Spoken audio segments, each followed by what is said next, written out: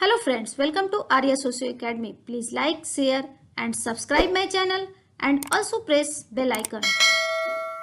Hello friends, कैसे हैं आप सब। उम्मीद है आप सभी अच्छे होंगे। आज जो एमसीक्यू शुरू करते हैं उससे पहले जो पिछला एमसीक्यू था उसका आंसर हम लोग देख लेते हैं। इस तरह के क्वेश्चन का आंसर आप सभी दिया करें तो मुझे भी लगेगा कि हाँ आप लोग कुछ क्वेश्चन को समझ रहे हैं और जहाँ जो समस्या है वो पूछ भी सकते हैं और इसका आंसर देंगे तो मुझे भी अच्छा लगेगा। तो पिछले एमसीक्यू का पहले हम लोग क्वेश्चन का आंसर देख लेते हैं। क्वेश्चन क्या था, निम्नलिखित में से जनजाति की कौन सी विशेषता नहीं है।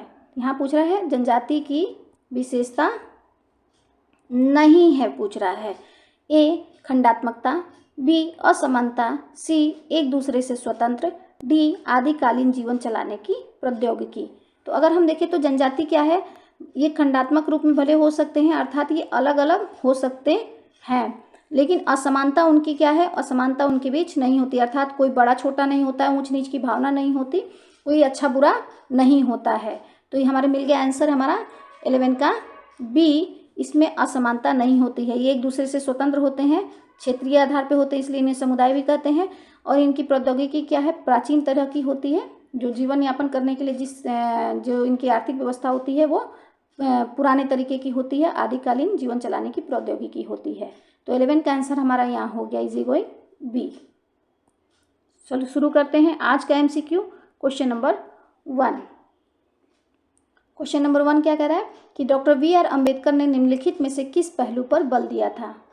ऑप्शन ए है अनुसूचित जातियों के ऊर्ध्वाधर संगठन पर, ऑप्शन बी अनुसूचित जातियों के क्षैतिज संगठन पर, ऑप्शन सी अनुसूचित जातियों के ऊर्ध्वाधर एवं क्षैतिज संगठन पर, ऑप्शन डी उपरोक्त में से किसी पर नहीं। तो यहाँ हमारा अम्बेडकर ने क्या कहा था कि अनुसूचित जातियों को एक होना चाहिए और उन्होंने क्षैतिज संगठन की बात की थी। तो फर्स्ट का आंसर हमारा यहाँ हो जाता है बी। Next question number 2। निम्नलिखित में से कौन सी अभिव्यक्ति का प्रयोग मैकाइवर ने समाज की परिभाषा में किया है। ऑप्शन ए है एक संस्थाओं की संरचना, ऑप्शन बी एक सामाजिक संक्रिया की संरचना, ऑप्शन सी एक परिस्थितियों तथा भूमिकाओं का संगठन, ऑप्शन डी अंतःक्रियाओं तथा अंतर संबंधों का एक जाल। वैसे ये क्वेश्चन बहुत ही ईजी है। क्वेश्चन क्या कह रहा है कि मैकाइवर पेज के अनुसार समाज की जो परिभाषा है उसे हमें बताना है, उस परिभाषा में वो समाज को किस रूप में व्यक्त करते हैं। तो समाज की परिभाषा जो है इससे संबंधित वीडियो बना हुआ है, वहाँ देखिए इसका आंसर बहुत इजी दे जाएंगे। और परिभाषा से संबंधित घुमा फिरा के क्वेश्चन हर परीक्षा में होता है, चाहे वो पीजीटी का हो, चाहे हायर का हो, चाहे जीडीसी का हो, किसी भी तरह की पेपर हो, उसमें परिभाषा से संबंधित क्वेश्चन एक क्वेश्चन तो रहता ही रहता है। तो यहाँ परिभाषा में क्या है, हम परिभाषा की अगर बात करें तो समाज की परिभाषा मुख्य रूप से 4 भागों में देखी जाती है सर्जरी के रूप में। जब वीडियो देखेंगे तो वहाँ सारे फॉर्मूले आपको मिल जाएंगे। हम समाज को सोशल समाज के रूप में देखते हैं, समाज को ग्रुप के रूप में देखते हैं, समाज को सोशल रिलेशन के रूप में देखते हैं और समाज को सामाजिक इंटरेक्शन के रूप में देखते हुए इसकी परिभाषा को व्यक्त करते हैं। तो अर्थात हमें समाज की परिभाषा क्या है, 4 कैटेगरी में देखने को मिलती है। तो सामाजिक संबंधों की बातें में जो बात करते हैं मैपे क्यूरोवेवे इसका फॉर्मूला है। तो इसके अंतर्गत मैकाइवर महोदय किस में आ जाते हैं, सामाजिक अंतर संबंधों की बात करते हैं। तो यहाँ मैकाइवर पेज की परिभाषा क्या हो जाएगी, अंतःक्रिया तथा अंतर संबंधों का यह एक जाल है। सीधी भाषा में क्या कहते हैं मैकाइवर पेज कि समाज क्या है, सामाजिक संबंधों का जाल है। तो 2 का आंसर हमारा यहाँ हो गया डी। तो परिभाषा से संबंधित वीडियो देखिए और इस तरह के कई सवाल अपने आप ही आप हल कर जाएंगे। तो यहाँ हम लोगों ने देख लिया, 2 का आंसर हो गया डी। Next question number 3। सरल जनजातीय समाजों में आर्थिक पिछड़ेपन का प्रमुख कारण कौन सा है। जनजातीय समाज की बात हो रही है, उसमें पूछ रहा है कि आर्थिक पिछड़ापन, आर्थिक रूप से जो जनजातियाँ हैं वो पिछड़ी हुई हैं, इसका प्रमुख कारण क्या है। तो ऑप्शन ए है निर्धनता एवं अज्ञानता, ऑप्शन बी सामाजिक एवं सांस्कृतिक परंपरा, ऑप्शन सी आदिम प्रौद्योगिकी, ऑप्शन डी नातेदारी का संगठन। तो अगर हम देखें तो यहाँ पिछड़ेपन का कारण पूछ रहा है। तो कारण में सामाजिक किसी भी जाति की परंपरा जो होती है वो आर्थिक पिछड़ापन का कारण नहीं बनती, नातेदारी का संगठन भी आर्थिक कारण नहीं होता। निर्धनता और अज्ञानता एक कारण बनता है, लेकिन आदिम प्रौद्योगिकी इसका प्रमुख कारण होता है। अगर हमारी जो प्रौद्योगिकी है, हमारी जो उत्पादन प्रणाली है वो पुराने तरीके की रहेगी तो हमारी क्या है, हम आर्थिक रूप से पिछड़े ही रहेंगे। और जितनी ही उन्नत प्रणाली होगी, जितनी ही उन्नत हमारी उत्पादन की व्यवस्था होगी तो उतनी ही हमारी आर्थिक व्यवस्था सही रहेगी। तो 3 का आंसर क्या है, जनजातीय समाज में आदिम प्रौद्योगिकी क्या है, बहुत पिछड़ी तरह की है, इसलिए वहाँ आर्थिक पिछड़ापन देखने को मिलता है। तो 3 का आंसर हमारा हो जाता है सी। नेक्स्ट क्वेश्चन नंबर 4, समाज बनता है। ऑप्शन ए है व्यक्तियों से, ऑप्शन बी व्यक्तियों के बीच संबंधों से, ऑप्शन सी सामाजिक संस्थाओं से, ऑप्शन डी बी तथा सी दोनों से। तो समाज कैसे बनता है, समाज से संबंधित वीडियो बना हुआ है, वहाँ देखिए तो समझ में बिल्कुल आ जाएगा। अक्सर बताते ही रहती हूँ मैं कि समाज क्या है, समाज 2 व्यक्ति या उससे अधिक जो व्यक्ति होते हैं उनके बीच अंतःक्रिया होती है, इंटरेक्शन होता है, क्रिया होती है, और इस इंटरेक्शन के आधार पे सामाजिक संबंध बनते हैं, और इन्हीं संबंधों से क्या है, समूह बनता है, और समूह से ही हमारा फिर समाज बनता है।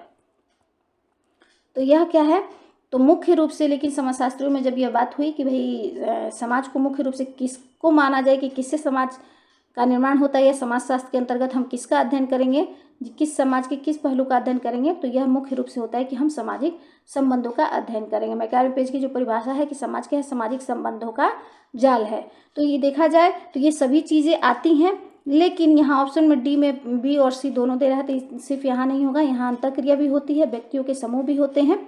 तो यहाँ लेकिन हमारा समाज का बनता है मुख्य रूप से क्या है, सामाजिक संबंधों से।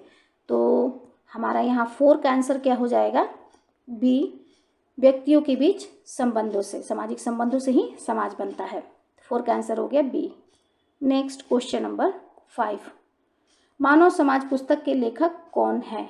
ए MacIver, B Kingsley Davis, C Ruth Benedict, D Radha Kamal Mukherjee. मानव समाज अर्थात तो इसका अगर देखें human society, human society book किसकी है, बहुत easy, human society book Kingsley Davis महोदय की है। तो 5 का आंसर हमारा यहाँ हो जाता है बी।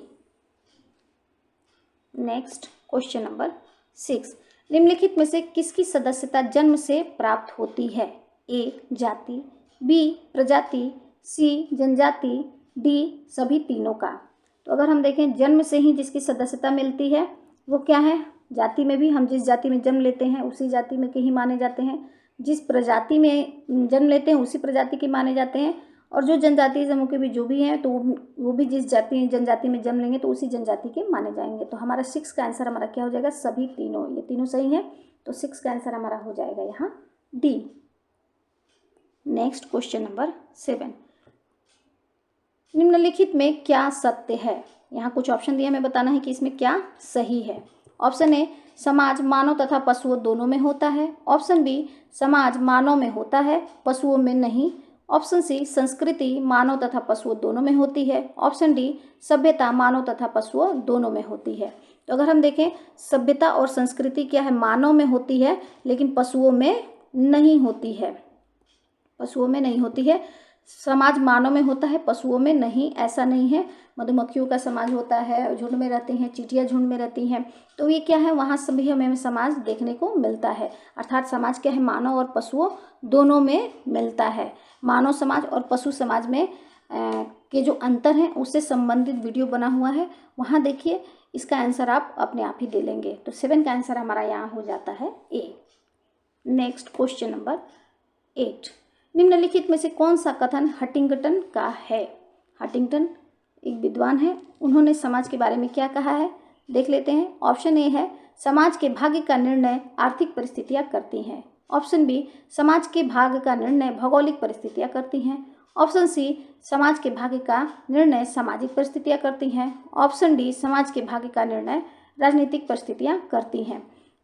जैसे हम समाज का जब अध्ययन करते हैं तो निर्धारणवाद की जो बात आती है कि आर्थिक निर्धारणवाद किसने कहा, सांस्कृतिक निर्धारणवाद किसने माना, वैचारिक निर्धारणवाद कौन कहता है, प्रौद्योगिकी निर्धारणवाद कौन कहता है, तो इस तरह की जो अवधारणाएं हैं उसके देखेंगे तो आर्थिक निर्णयवाद की बात कौन करता है? मार्क्स महोदय कहते हैं कि समाज क्या है, अर्थ से निर्णय होता है उसका। तो यही क्वेश्चन है कि हंटिंगटन महोदय किसे मानते हैं?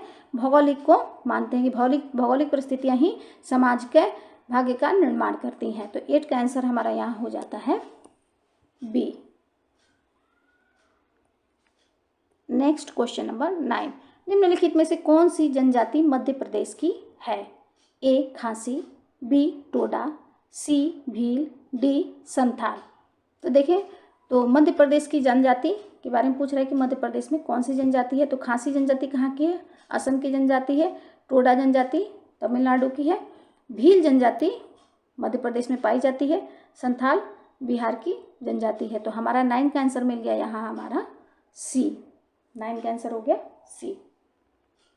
नेक्स्ट क्वेश्चन नंबर 10, भारतीय जनजातियों की प्रमुख सामाजिक समस्या है।